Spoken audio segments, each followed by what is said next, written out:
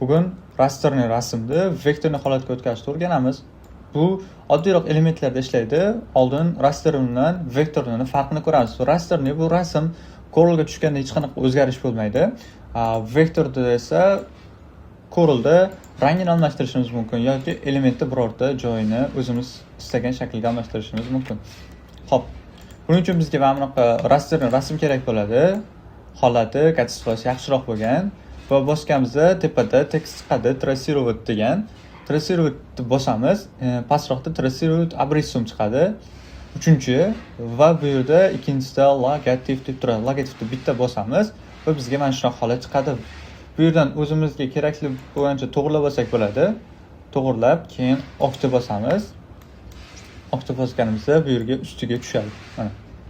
Olib o'tamiz. Buni o'zgartirsak bo'ladi, mana. Xohlaganimizcha almashtirib yoki buni rangini bo'yasak ham bo'ladi.